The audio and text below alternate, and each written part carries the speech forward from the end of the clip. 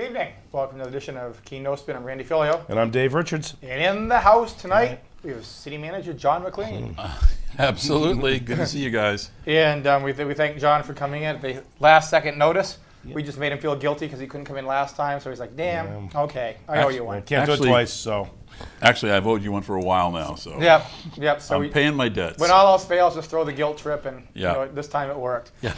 But anyhow, I guess there's a lot of things going on in the city and state, and we're not going to do anything in any particular order. It's just going to be kind of like a smorgasbord of whatever comes to mind.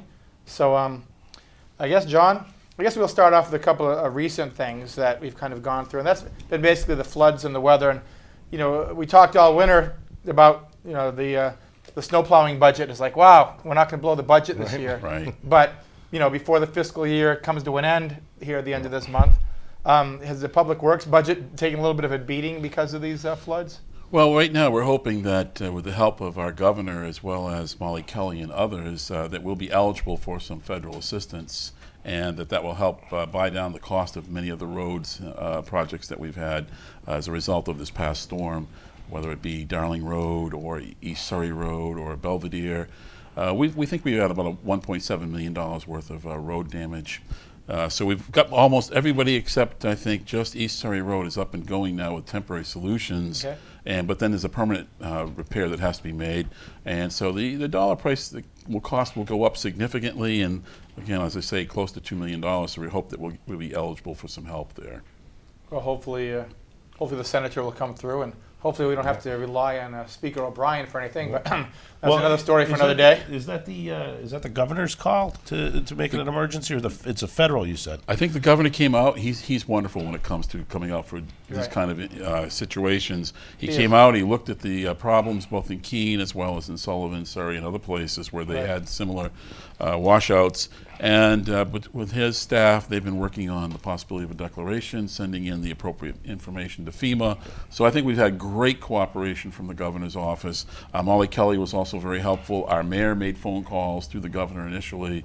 So we've had really good cooperation at that level. Well, Excellent.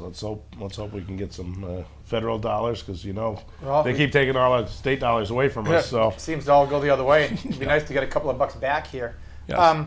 Now, during the floods and everything, John, was the city's incident command center opened up? Yes. How does that work when something like that happens? When, obviously it's raining, and the next thing you know, the streets getting washed out. How does that work where it's called in and a command center is set up? Well, our fire chief, Gary Lamoureux, is our emergency management director and has been for a number of years now. It's typically done by Gary. He's assessing, he's getting all kinds of information. He's in touch with fire personnel and police personnel and public works personnel. And when a critical mass is determined, when we begin to see that there's significant amounts of rainfall, we're beginning to experience flooding in certain areas, he makes a call relative to opening up what we call the EOC, the Emergency Operations Center, which is located in City Hall. So it's Gary's call, and he usually makes that pretty quickly once he realizes that critical mass has been hit. And then shortly thereafter, he also opened up the shelter up at the Parks and Rec through the Red Cross. And we get our crews out, we begin the assessment of damage, and we start all that process. He does a phenomenal job, and so do all of our people working in emergency. Safe to say there's a few people up late that night? Yes, and they were up all evening, of course. We didn't close the EOC until around 6 o'clock or so in the morning. I forget the exact time. So they were up all night, and of course they work with teams so that some people do get relieved and get to go home for a hot meal and a couple of hours of shut-eye. But for the most part, they're working around the clock. Okay. Any follow-up on that one, Dave? No, You're good? We nailed that one, nobody? well, I mean, Of course, you were part of it. You're in the council right now. So. That's right. No, I mean, by all accounts, up and running fast. The roads were fixed as quickly as I think is humanly possible. I mean, there was some yelling about, are we going through this again? But you can't really do anything about Mother Nature. When you get a flood situation, you have to deal with what happens. I mean, you can't stop that. So I think the city did a pretty good job. I would comment a little bit more, Randy and Sure. Dave, if you don't mind. Not at all. We got an hour to kill. Well, one of the issues that's been left, that's a really difficult issue, but one that the city will have to tackle, and this will get more into Dave's bailiwick as a city council member, is the whole concern about flooding. And it's not that the city hasn't done a good job or that the Corps hasn't done a good job dealing with flooding over the years. This goes back to the 1940s when a number of different improvements were made, whether it be Surrey Dam or Otterbrook or 3 Mile. They came on at different intervals, but it stretches back that far. And a number of hydraulic reach studies were made, et cetera. And so some determination was made that there would be flooding and there'd be flooding in certain areas. That doesn't help when you're talking to people whose property has been flooded out probably 3 or 4 times in the last 7 years. Obviously, there's a considerable amount of damage that's done. It's very, very difficult for people. One of the things that we're recognizing is that the intensity and severity of these rainfalls and these storms seems to be getting greater, and their frequency seems to be coming more frequently. So what might have been worked in 50s and the 60s and may have been an occasional interruption seems to be more prevalent, and the pattern seems to be establishing where it may be time, through the City Council's direction, to go back and take a look at what we can do to Beaverbrook, the east side of Keene, and certain areas in West Keene that also were flooding, which was not typical. That's kind of a recent phenomenon, the amount of flooding that we got out in the Paco and Colonial area, as well as Brook Street on the east side and Carpenter and other streets. So I think you're going to see a lot more and hear a lot more about this. I'm anticipating that there'll be a conversation that takes place with City Council members present and the general public at probably the MSFI committee. Mm-hmm. Well, I remember we looked at all the flood plans and Probably next week. yeah. Well, can't come to. It's still raining, right? That's right. But we looked at all these plans a few years back after the 2005, and it's mapped out. Where the high places are, the low places, where the 100-year flood stage is, where the 500-year flood stage is. So our the topographic information really doesn't change. But we're seeing more flooding, or would you agree with that? Well, the amount of rain that comes down in a given period of time, I think we experienced 6, 7, 8 inches within just a several-hour period of time. Yeah. That's overwhelming. We've got a storm system that basically is for the 25-year flood, and when we get that kind of rain and that kind of magnitude, beginning with the 05 floods, you're really talking about something in excess of a 100-year flood. Yeah. And we don't have a storm system that could support alleviating that in a very quick or meaningful manner. So we end up with flooding. Then there are issues with the areas where water is being held. How fast can it actually be allowed to go out, which affects the Ashwillet River. That affects the amount of water that can come out of the branch, the Minnewawa, and the Beaver Brook. It all has a compounding effect. When you get that much water that quickly, yes, our crews are doing a heck of a job. Gary Lamoureux and Ken Miola and all their folks, and Court Blomquist and all his folks are doing a wonderful job. But what people are asking, and we've heard more of it this time, well, what can we do to stop this from happening in the future? And from your background, that's not an easy solution, but it's one that we have to start talking about. Yeah, and it's not an easy solution. It's a massive plan. Mm-hmm. And if we think we're going to start seeing this kind of flood regularly, where do we turn? The city can't afford $100 million in construction. So no, we can't. So we're going to have to talk with the Corps of Engineers and others and create some partnerships, get some work done in terms of evaluating what's in place now, what's working well, what are some short-term and long-term solutions, and where will the money come from. But the dialogue has to start someplace, and I think that the council can probably bring a lot of peace of mind to people, recognizing that the council's aware of it and is committed to working on a solution. Well, Chair Redford is just the man for that job. I think he is. Now you alluded to the what we used to call the 100-year flood plan, yes. 50-year. Is the city and state and there's engineers getting together to rewrite that, because it's no longer a 100-year flood plan? It's like a 5-year flood plan. You know what I mean? It's like every 5th year it seems to get nailed. Well, what I meant by 100-year flood is not plan, but flood. 100-year flood. No system that I'm aware of, whether it be in the state of New Hampshire by any community, is adequate. Storm system is adequate to deal with a 100-year flood. Right. But my point was, they're not 100-year floods anymore. That's the point. You're right about that. So this flood is the 100-year flood or a 200-year flood are now happening much more frequently. They are no longer a 100-year flood. Right. That's your point. Absolutely. And that's what we have to get together and talk about. So if we have a system that's meant to work well for the greatest length of time, money well spent, but is no longer relevant because the events are much more intense and coming more frequently. Yeah, we have to do something.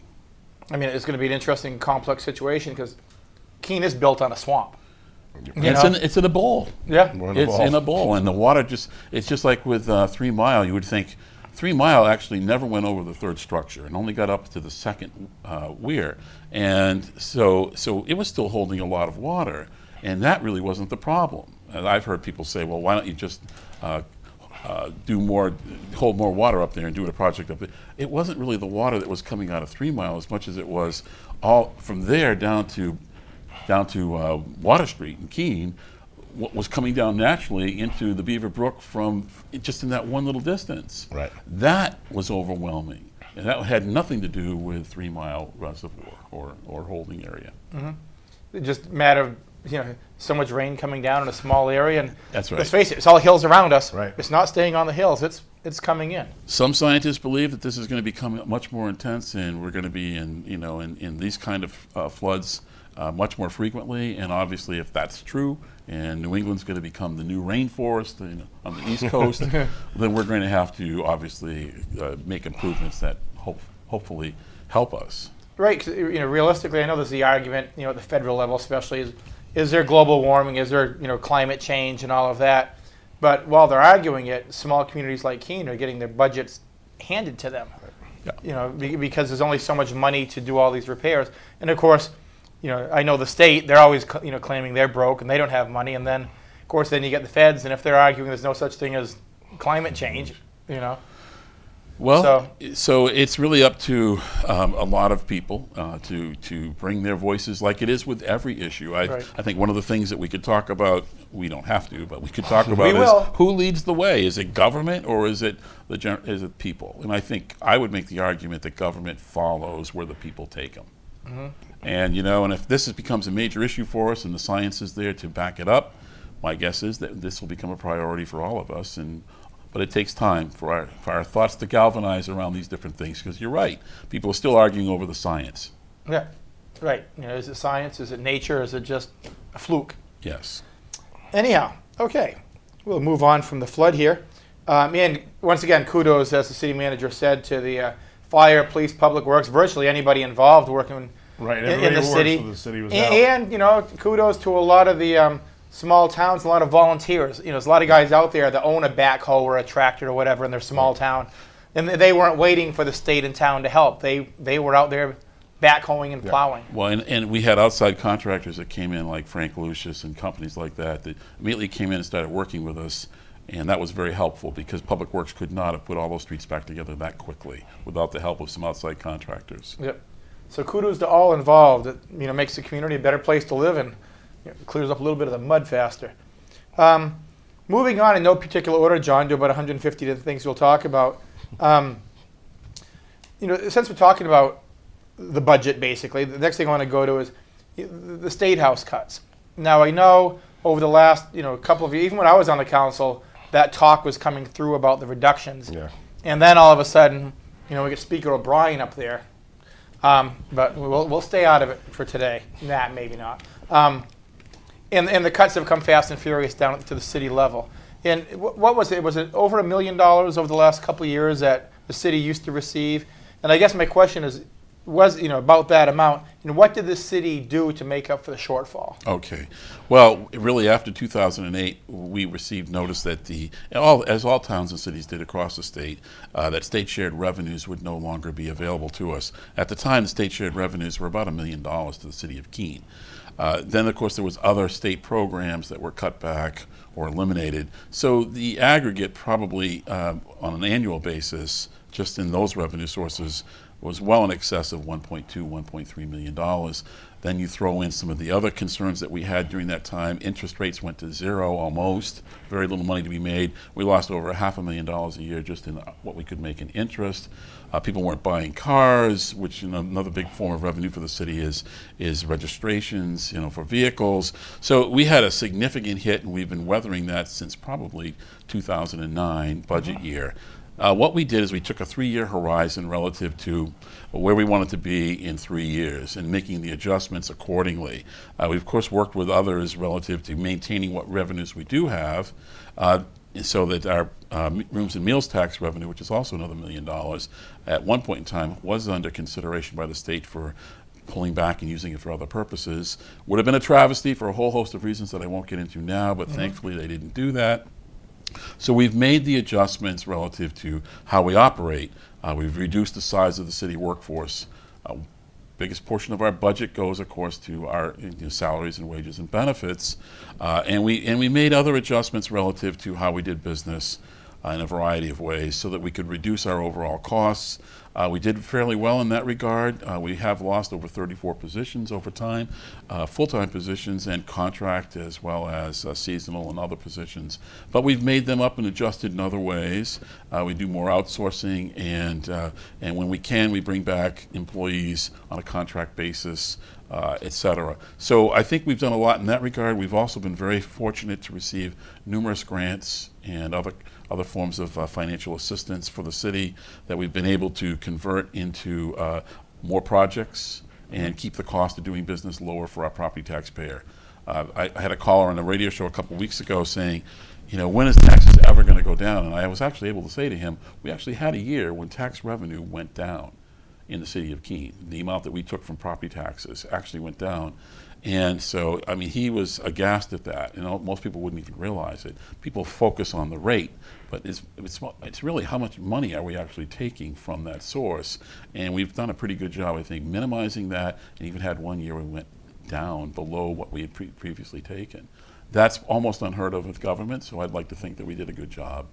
Our financial status right now is strong. But yes, we've had to make a lot of adjustments, a lot of cuts, and we're still using that 3-year horizon relative to planning how we do business. Speaking of budget cuts, hey Rick, you guys cut the budget for air conditioning in here? My God, it's hot out here today. Wow. These lights. I'm gonna add that line item. And we should point out over the last 2 years that the city staff has received no pay raises. We did not, and we've had a wonderful relationship with our collective bargaining groups. They've extended contracts. They've agreed not to take raises or to minimize their raises. And so, yeah, the city staff has been wonderful to work with in this regard. They've certainly understood it. I know that there are very disagreeable situations around the state, but not in Keene. We work pretty harmoniously. Yeah, and I continue to point that out just because, we had that thing with the state, I think it was 2 years ago, where they said, you can all take, I think it was 9 furlough days over 2 years, and 750 people don't have to lose their jobs. And they said no, so they laid off 750 people, and then the same year the city they agreed not to take pay increases, and through attrition, we managed not to lay anybody off, which you try to minimize these things, but the reality is when you lay somebody off, it isn't like you really make out on it great, because now they're going to, they're going to get welfare, they're going to get unemployment, they're going to get services, and now they're not benefiting you at all, working, and they're so. I mean, I think the city did a really an awesome job of navigating the waters through these last 3 years. Well, of course, you've been part of that because the city council's been an integral part of all those decisions, and it's their trust in their city staff that's made a major difference. Take a bow, Dave. We're going to move on here. All right. Yeah, I'm telling you, glory hog over here. I said John did a great job. As you guys can say. Don't bring me in if you don't want me rearranging the deck furniture on the Titanic. Fire up the violins out there, please. Background music. Speaking of staffing, one of the things we've talked about, and John, when I was on the council, I was always talking about it, and Dave and I talk about it, and that's there's always a shortage of police officers. Yes, there is. And it is because, and I know some people go, what? Because Keene's very, very stringent on whom we hire. So there's always somebody in the pipeline, and there's always a number that wash out. And we always seem to be, well, what happened recently, we lost a good officer to the state police. Right. Yeah. And then all of a sudden, bang, now you've lost a qualified, trained guy. Right. And you got to throw a rookie in the pipeline, hoping they even make it up. Well, and I think you always have to point out that the training period is a year minimum. So, it's not a quick process even when you make a determination on who you're going to hire. So is there any thought process at all, looking at what I believe we're probably 4 or 5 down now? We are down three positions. There's 5 total, but 2 are frozen. So 3 are positions that we need to refill. Now, the 2 that are frozen, I know is because of budget cuts. Yes. They're there, but they're frozen. They're not to be filled. Do you think at any point, or city councilor, do you think at any point those are going to be unfrozen, or do you think at some point those 2 frozen positions are just going to get eliminated? Well, that's an interesting question. I think one of the reasons why we're suggesting and recommending to City Council this year a contract manager position is to help us overall manage all of our contracts and resources in a way that will allow us to redirect some of our resources and repurpose them so that we can put back critical positions. I'm not going to say which ones they are, but let's assume today, just for our conversation, that we want to get 1 police officer back, 1 position back. That we unfrozen. Unfrozen. This is how we'll do it. Otherwise, it's a matter of raising the tax burden, and we've tried hard not to do that. We believe that Keene has hit a plateau relative to its taxes that we want to be very careful, manage that carefully, keep those increases down to the bare minimum, and repurpose the money that we have accordingly over time. And that's how we'll get back some of the positions that we've lost through attrition. Mm-hmm. And I can't say which ones they'll be, but that's what I think we're hoping to do. Right. Yeah, and I would make the argument that my perception is that they're frozen at this time. But, we're all waiting to see how the economy goes. We're all waiting to see whether, things pick up again. Well, 'cause it nothing's affects everybody. going to happen until after the general election because both parties are just locked in gridlock. Right. So nothing's coming out of Washington. I'll fight you on who's locking us up on gridlock, because I don't think it's both parties, but I think there's one party doing a lot of locking and the other party But we're is moderate, and we won't go there. I'm an independent. I don't know where you guys are. But with that said, yes, we still have to wait for the economy. I really consider them frozen just until we, But particularly the police and fire, the emergency services. Well, there's nothing frozen in fire, right? No, not just fire. police. Well, You eliminated a position at the fire department. we've right? eliminated some positions in the fire department. We used to have 3 deputies, and now we have 1 deputy, for example. So we've done a lot of consolidation over the years, and we continue to reduce our overall staffing. And it's been across the board. It's not just one class of person, one class of job. Professional jobs, labor jobs, managerial jobs have either been combined or we've not replaced them, and it's pretty even across the board. And we've done a good job doing that, accommodating that. But there comes a point where you can't go much below. And the one thing where you had mentioned we've done more contracting. Well, when you look at public works, you can kind of do that. Maybe you can lower the the amount of things that you do every year if it's really bad. But with police and fire, you can't subcontract those, those elements. So your hands are kind of tied in those 2 regards. With public works, there is that flexibility. Well, going back to the original question, what do you do about the loss of personnel, particularly in the police department? First off, you have to examine what's causing that. Yes, the city has high standards, but there are still qualified people. That's another reason why we have to have competitive wages and benefits, because many communities across New Hampshire right now are competing for the same small pool of police officers, and then we have very high standards. So that means that we only want people with a specific kind of background, with those certain qualifications. Well, to do that, you have to have good benefits, good wages, and you have to be able to retain these people. State police come along, as you mentioned. They hire people. They hired one away from the city. They've hired others away from other communities around the state.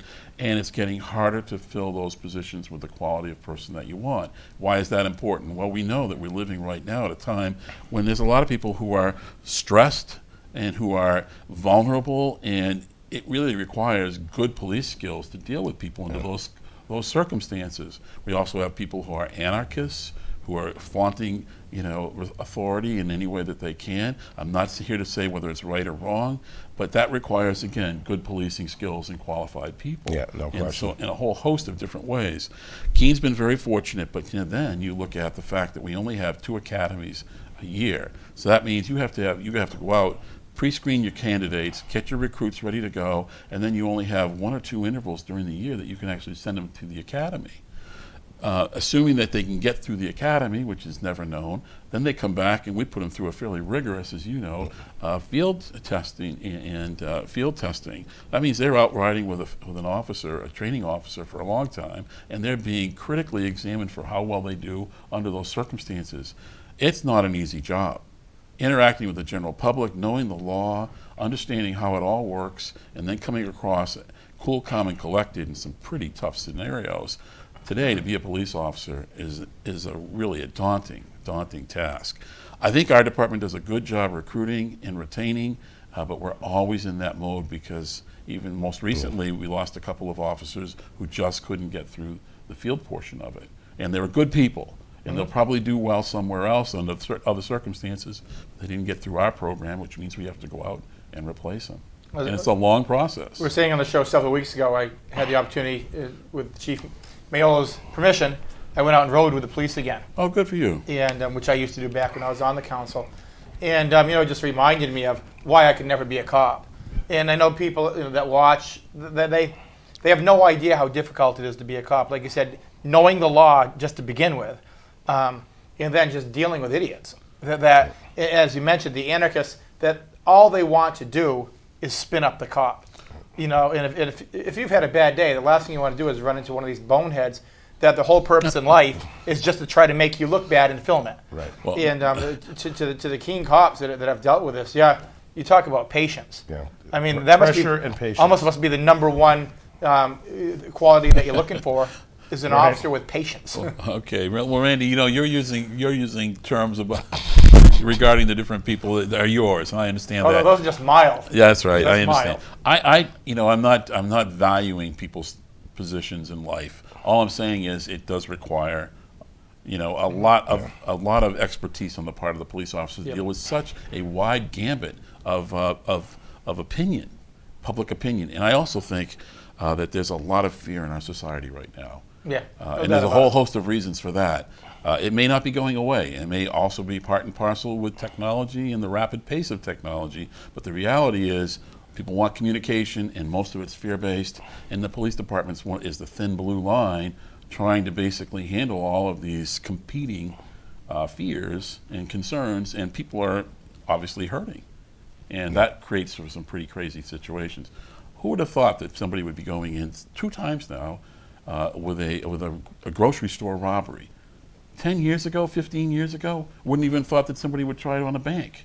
And Right. now it's convenience stores, grocery stores, banks, and it's right here in our own backyard. However, they all get caught when they do it in this. Well, it's not a smart Yeah. thing to do, and most of the time, I think the word bonehead for those people is probably a good Yep. one. Yeah. But nobody else. I'm not calling anybody else anything. Okay, well, they're not our future rocket scientists there, especially this last one from what I'm reading. It's like, it's like something out of a sitcom if it wasn't so stupid. The dangerous thing is you put a gun in some of these people's hands, but there's desperation out there too. There's anger, there's fear, and there's desperation in a tough economy. And the point is, we have one officer in a cruiser that's got to pull up and deal with those situations and hopefully get some backup, as well as deal with the average citizen who may or may not be having a good day. Right. Right. Yeah.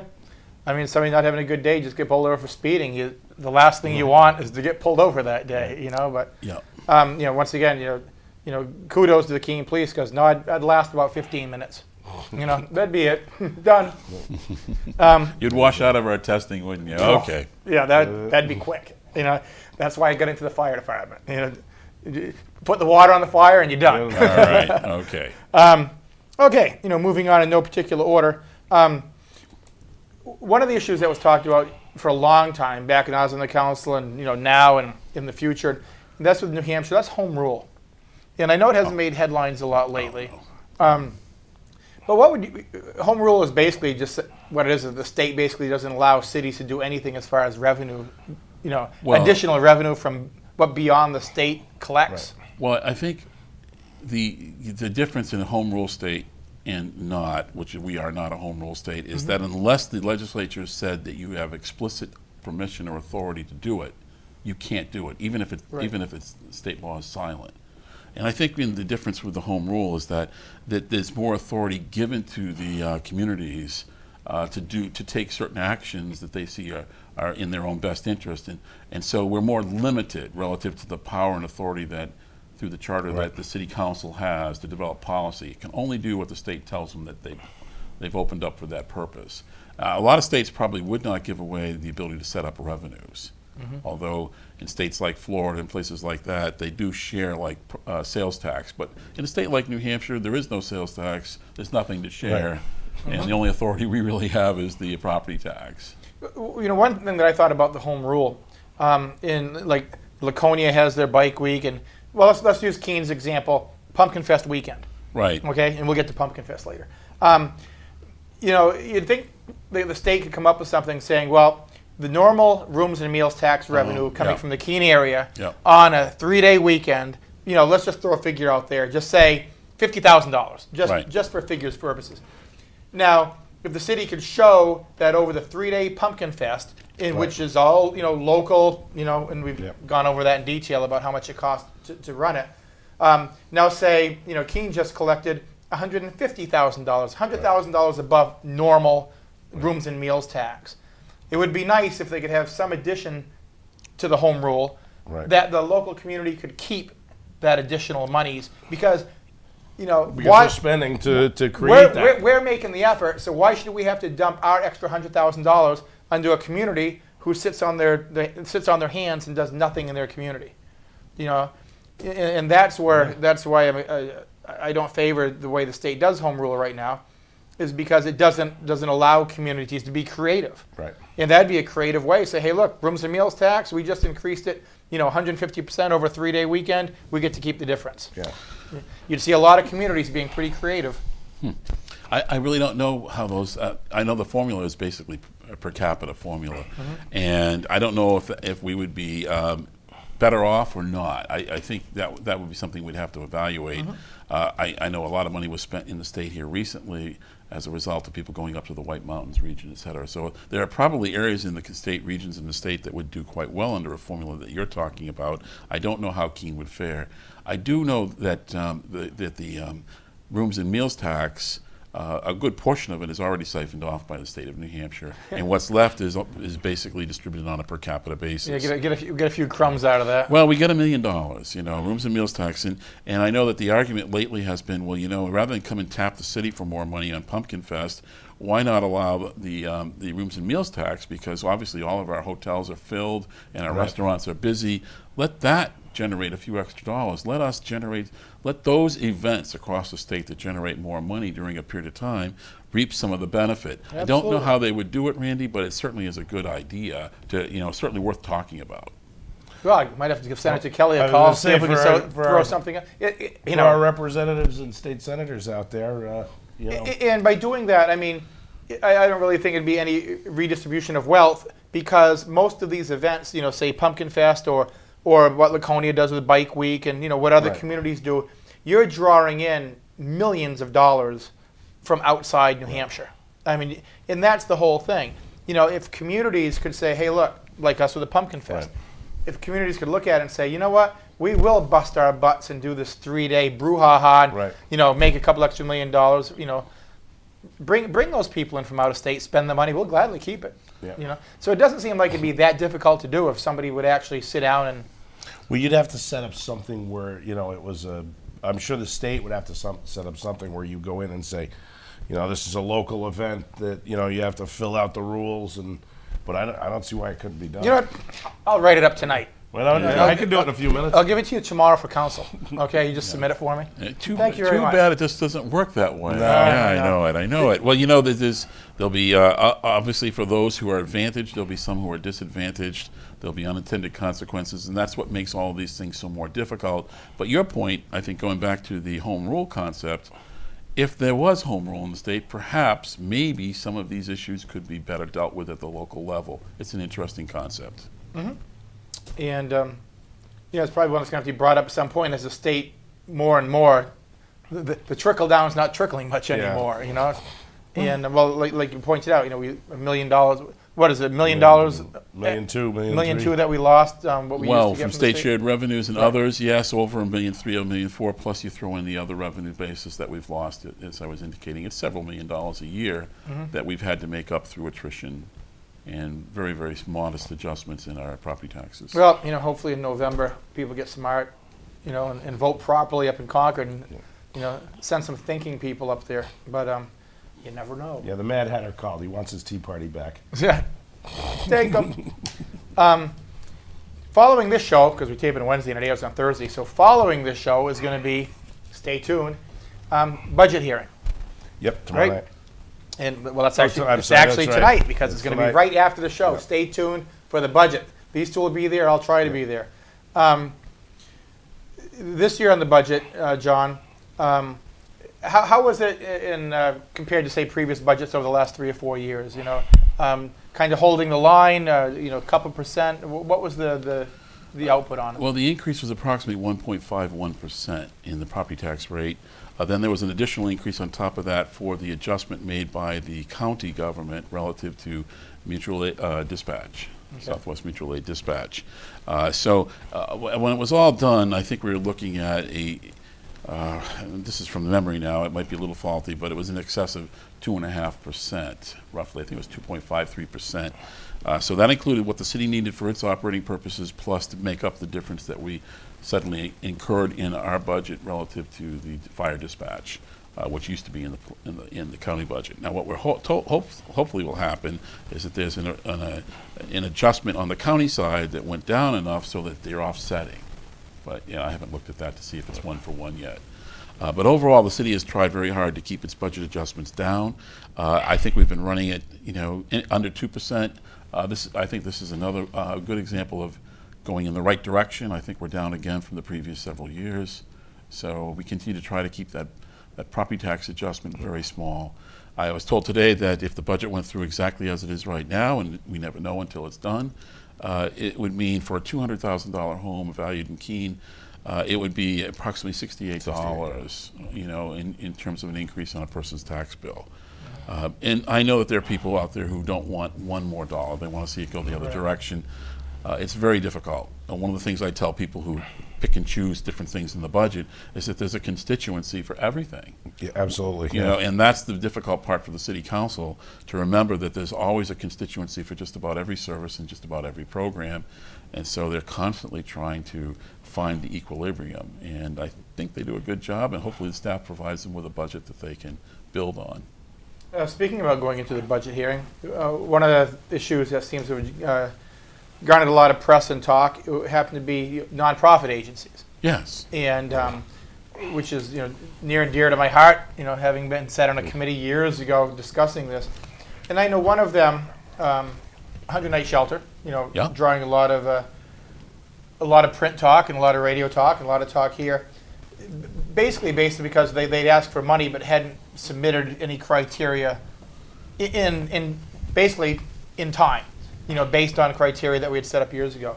Any comments on that with how that went? Now I know they had requested $35,000 to your budget, and Yep. your recommendation from your budget was no funding this year. Right. Well, just so I can explain that. So yes, we do have a process, and it's a review process that's done internal with city staff, not me. Judy Sadowski, who is our Human Services Director, Youth Services Director, combined position, along with other staff members from the organization, Finance Department, and elsewhere, review all of the applications. Most of them are year to year, same thing, with modest increases occasionally requested. Once you're in the budget document, let's say Big Brothers Big Sisters, or Community Kitchen, we don't say yay and nay anymore. We basically look to see that you're still presenting that same service and that Keene residents are being served. We try to make sure the equation still works, but it's ultimately up to the city council to make any adjustments. And so when we have a new agency come forward, like 100 Nights, we don't typically I don't typically put in the budget a particular recommendation, because it's always the city council's decision to make based on what they hear. Now, what we did tell the city council is that we had reviewed it. It came in late, so we had to get permission from the council to review it. I'm not saying whose fault that was. I can't even remember if there's any fault there at all. That they did present additional information after the fact. Well, they didn't meet the deadline. They didn't meet the deadline. That's requested for this budget. That's right. So then we got council permission to review it anyway. We got that, and they did submit additional information. We reviewed it, and the recommendation from the review committee was not to fund it, because we felt that they should continue to work through Southwestern Community Services, who also run shelters, so that we could make sure that that we had the proper intake process, and that services that people need so that they don't have to stay in shelters could be given to them directly. It's not to say that 100 Nights isn't a good organization or not well intended or doing good work. So that was the staff recommendation, but we also recognize that the city council may feel, members of council felt, that there may be a reason for us to certainly give some consideration to 100 Nights and all the beds that they offer during a really cold time of year. So we evaluated based on what we knew about the other shelters, and we said approximately 20% of the people in a given shelter in Keene are Keene residents, typically. And so using that and trying to come up with a bed count, we came up with a number. We said somewhere between $8,000 and $12,000 if the council wanted to establish a figure. That could be a baseline, and then we, of course, going forward, would have to adjust, and then hopefully we would also be able to prevail upon 100 Nights to get into the system so that we're all working on the same basis relative to intake. Now, I understand that there's a memorandum of understanding out there that different parties have been working on. Lord knows what we're going to hear tomorrow night, or shortly after the show, and the council may hear some really good things, or then again, it may still have some skepticism. We'll all find out tomorrow night. Well, but in the budget process, no funds were approved or recommended to go into the budget. But as I say, typically, I would not recommend for any new agency that hasn't been already funded by the city council. I would put it, I would show their request, and then I would leave it into the city council to make the decision to fund them or not. Always have. Never made a recommendation about it. But in the finance committee process, they could have. Oh, they could do it. They could have done it, and they did not to this point. Well, they wouldn't typically make any adjustments to the budget until after this public hearing. Oh, that's correct. So after they've had the public hearing and they've heard everybody's comments, that's right. Then they'll go back next week, and in the FOP committee, meaning the finance committee, that's when they'll start to work on any adjustments they want. I'm one step ahead. Yeah, I'm just one step ahead of this.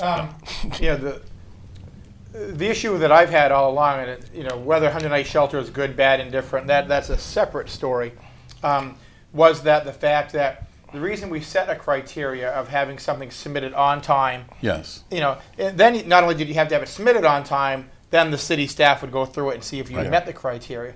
But one of the reasons we even did that to have the criteria in on time was, and John, you sat through a lot of these with me back in the day when we'd sit there till midnight, 1 in the morning a couple times, and it was always over the nonprofits, and it was always tearjerker stories. And it was because they were relevant tearjerker stories. Yes. They would come through and say, oh, we need it, the children, the elderly, the homeless. But there was no criteria for it. It was just who could make the best plea. And which is the reason that we came forth with saying, okay, you got to submit your criteria on time, and then let us look at it. The reason I'm so opposed to 100 Nights even being looked at this year was because they didn't even meet the criteria, the deadline on time to submit the criteria. So, if all of a sudden they're allowed to, circumvent the system and say, okay, well, you didn't get it on time, that's fine. What's to say that any other nonprofit that's out there right now can come in and just kind of throw down a spreadsheet and say, we want money? Well, you're right. The only thing that would be different, however, you're right from the perspective of what's to stop somebody else from coming in, and it does establish a precedent. That's what I mean by you're right. But there is a long-term relationship with 100 Nights. Mm-hmm. It's not that we haven't had a relationship with them. The city council authorized their use of the property that they're in now, and authorized them to be in that particular zoning district. Mm-hmm. They had to take special compensation or disposition to do that. The city council has also authorized the city to extend in a water line at no cost to them for fire sprinkling and other purposes. So we've had a relationship, and last year the council put money into the budget for the Southwestern Community Services folks with the express intent that some of that money could be available to 100 Nights if they met the intake criteria. Mm-hmm. So it's not that we haven't had a relationship with them, and then we have. But you're right, they didn't meet the deadline, and I suppose we could talk about that more, but that train left the station. Council let them in. Well, I'll talk to the other 14 tomorrow. There you go. Well, but I also remember back when 100 Nights originally submitted their request to use the building, I do remember clearly the comments being stated, we don't want city funds, we're going to be entirely separate from that. Didn't take long for that to change, and that's the danger. Never say never. That's the danger. Running a water line and that's one thing. It's building safety. I have no problem. But it's you're well, really what I want to hit on isn't so much that is the criteria allows the further services of the city. I mean, that's really one of the big parts of it is that if you wind up in one of these shelters, the other social services can kick in from the city if you've met the criteria and you're on the Southwest. What would you call it? This, you're approved by Southwest Community Services. Well, Southwestern has a lot of services that they can provide. Right. The city has access as well as for city residents. Right. We can provide additional services. The whole intent is to get people back on their feet.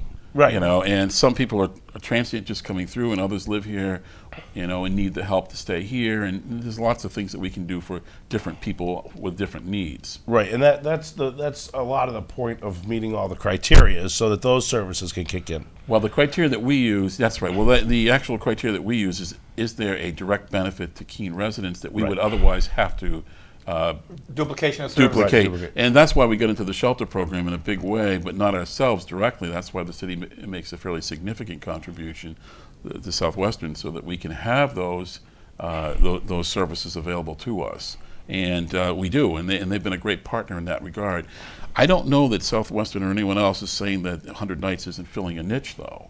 The question is, how is it going to be done, and what are we paying for? And if the shelter, the 100 Nights shelter right now has two components, and one of them is the beds for people during certain 100 nights during the year, during the cold weather, and another portion is like a drop-in center. The city does not fund drop-in centers and counseling in that regard.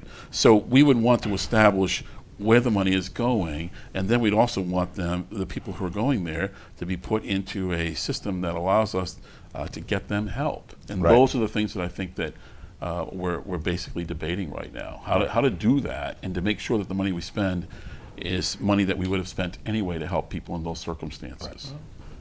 I know only about under 12 minutes left. Wow. Moving right along. Having fun. Moving right along. In no particular order again. Letter to the editor the other day in the paper had to do with the airport. Somebody writing in saying, "Oh, gee, these happen, periodically, especially if somebody doesn't use the airport. Right. They're like, I don't use it. What do we need it for?" And saying, "Well, there's just a few wealthy individuals that fly in and out of there." And I'll be honest, when I first ran for council a couple decades ago, that was kind of I thought was going to be one of my targets I was going to go after. Then after you get there, you realize, whoops, it really is needed. John, you want to talk about the airport and some of the importances, to Keene in your opinion? Sure, and I'm sure Dave will echo some of this because his employer, CNS Wholesale, we would not have them in our community right now. We would not have that investment. We would not have their operation, their jobs, the incredible investment they make into this community through payroll, through property taxes, and also gifts through their charitable foundation. I mean, they've been phenomenal. That one business alone was brought here because we had the airport. Mm-hmm. I remember that. And so those are the kind of things we recognize, that the airport is a real gem, a real jewel to the community. We really need it, and it's otherwise we're isolated without it in many respects. It does help, and it doesn't quite meet all of its expenses. It does run a little bit in the red from year to year. So a lot closer than it used to be. But it's a lot closer, and the fact that we don't take the revenue from the fuel sales. We could actually be in the black if we took the fuel sales, but the reason we don't is because we'd run our FBOs out of business. The fuel sale is really important to the long-term viability of having a fixed-based operator who's there to service the flying public. And so that's been important to us, and that's the reason why City Council after City Council has enacted that lease contract on the fuel concession. Overall, we have issues with the airport. We've entered into many assurances when we've taken grants over the years, and we've received millions and millions of dollars of grants for runways, taxiways, aprons, buildings, equipment. It was just so much money has been spent, and we've written all these assurances that we will maintain the airport consistently with our master plan, and that we will meet all the criteria relative to safety. Mm-hmm. Well, that has caused us to have to do some tree removal projects. Most of them have been in Swansea, but in the near term, we'll be talking about tree removal projects on the Keene side as well, and there's a lot to discuss there as we go forward. Well, the FAA grants, if they're FAA-approved grants, if I'm not mistaken, it's 90% FAA 5% state, 5% city. Yeah, I think it's right. By and large, yeah, but, it used to be 90%, 7.5%, 2.5%, but it's changed. The state portion now has been minimized, if not eliminated, but I don't recall the exact. Well, I got about 8 I'm minutes not left. surprised to hear that, but I mean, I- nonetheless, if you can get 90% grant still out of the That's right. I mean, you have a $100,000 job in the city. If we paid the full 10%, we paid $10,000 and get $100,000 worth of The work bottom out line of it, is, the airport's one of those issues that most people don't know about because they don't use it, and they figure it's just a waste of time. So go down there, watch some planes land, go down to the restaurant, have some lunch, have some Yeah, dinner. go check out CNS's hangar down there and how much money they put in the community, and Oh, you'll realize how when you take into consideration all the monies that just CNS puts into the community, that airport really does make a profit. Oh, absolutely. It's just on the outskirts. And we're building another big hangar for another big corporate aircraft that's coming up here from the New York area. And apparently corporate jets can live just about anywhere. Yeah. Right. So that's going to be another nice. You just need the pilot nearby to get the That's plane right. down. Yeah, and pick up well, and stuff. what does it cost to put a plane in JFK, or And there's no wait to fly out of Keene. You're not in Right, line. and in Keene, well, remember how far are we from New York City? We're 200 miles. Well, at 450 miles an hour, that's not much of a trip to get the plane down there. No. Yep, So that's I think a lot of communities are starting to look at that So and say, when- let's hang them here and So when Dave's private hangar is done, you'll give a tour, right? There you go. There Yeah, you go. okay. We're going to take a little break in the action here with 7 minutes left because I do a police report every week Yep. about what went on in the city. So I'm going to do it kind of quick. I won't do everything. I'm going to kind of just go down some of the ones that seem to have jumped this week. Last week of May, this is from total calls and responses and things, 807. So the police basically averaged about 110. It was more than 110 calls a day. Yeah, about 120 calls a day through the last week of May, which is pretty crazy. One of the things that jumped was assisting fire and assisting other agencies because of the flood. And so extremely busy, went right off the charts, extremely busy on that. 27 disturbances last week. Those are the things that get out of hand. Basically, though, 7 were on Keene streets, 13 were in homes and apartments. So things seem to be getting rowdier at the domestic level. There was only 12 noise complaints, and out of those 12, 9 came from private residences. So you kind of see a shift from college being out, the weather getting warmer. You see the private residences complaints starting to go up. So, talking about the police department, warmer weather, a lot more domestics, a lot more people with shorter tempers. Theft and shoplifting went up. They had 16 calls last week for that. 20 motor vehicle accidents. Start paying attention when you're driving, folks. You're running into each other. Check the welfare of people, which is usually about 7 or 8 a week. That was up to 20. Where they when somebody calls to check the welfare on a relative, went up to 20. And you're right, it was probably my grandmother's house or whatever. Can you go check the welfare of that person? So that jumped this past week. Keep the peace. Those are kind of following with the domestics and the noise. 7, just meant they went down there and told you to shut up, and you did. well, hopefully they just calmed the situation. I think shut up's probably where you and I. No, they politely say that. Dave and I just say shut up. The police go shh, and your neighbors are going shh. Let's see. There was we talked about the animal complaints. I didn't write down here, but I remember there was 25 animal complaints last week. We talked about how Manchester police and a lot of city police, they don't even go to animal complaints anymore. And a lot of these that I was reading on these weren't just backyard docking. It's people leaving their animals in the cars now as the weather getting warmer. Remember that. You're going to fry your dog if you leave him in the car. So don't. And the last thing I wanted to kind of talk about, suspicious persons, by the way, 16. And there was 3 of them arrested at Keene High School when they weren't supposed to be there. That's up, isn't it? That was way up. That was people like Dave walking through your backyard that shouldn't be there, and you called the police. One thing we talk about, Dave, each week, there's always 2 or 3 suicide attempts in Keene each week. There was 9. Wow. That jumped threefold. And I have been trying to get a hold of the Samaritans. I didn't make contact with them, but I want to talk about that. And I want to see the next couple of weeks where that trend's going to.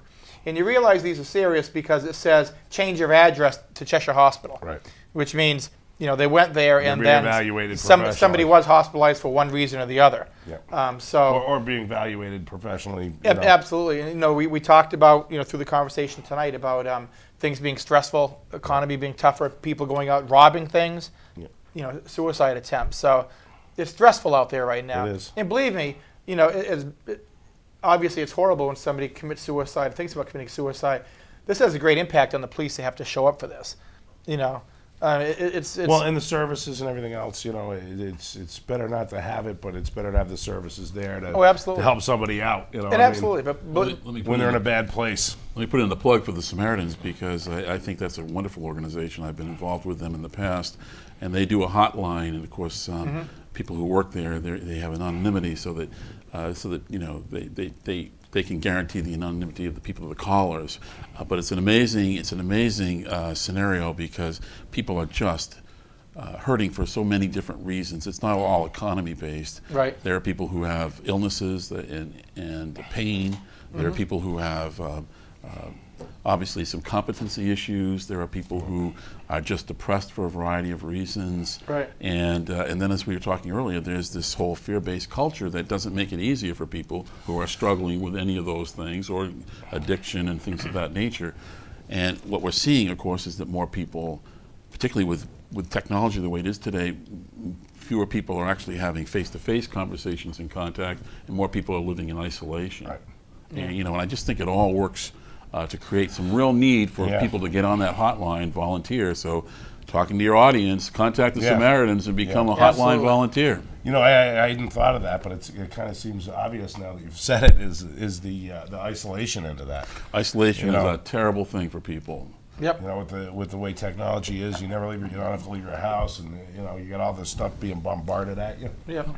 So I'm going to look at that. Like I said, we'll talk to Samaritans this week, and it's a disturbing trend, because I've watched it week to week as we're monitoring the Keene police, and this is just Keene. Yeah. You know, to see this number rising like that's the one that stood out and caught my eye.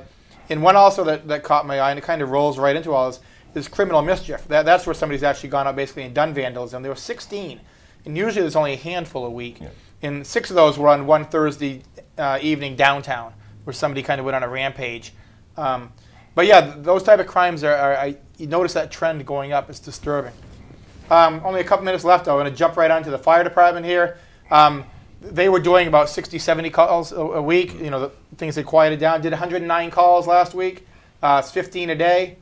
They had 51 ambulance calls. 10 were for motor vehicle accidents.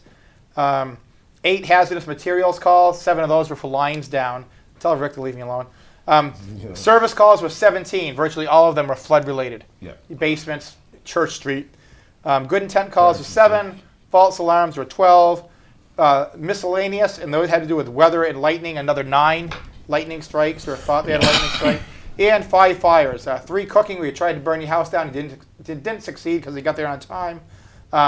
1 motor vehicle fire, and 1 authorized burn that they put out. We actually pumped out over 55 basements. Pumped out 55 basements. And you know what? This is another community where the fire department will actually pump out a basement, and a lot of communities won't. Well, there's one thing I want to get in. We got 18 seconds left. There's days to. I had too much stuff to talk about. There are days to put out things on your lawn for a collection if you were hurt in the floods. Yes, there is, and you should contact the Public Works Department for that. Call schedule. Public Works. They'll help get your junk out of there. Right. 4 seconds left. We're out of here. Have Thank a good you. week. Thank you, and thank the city manager for joining us. Yeah, thank you. Thank you, John. Thank you, man.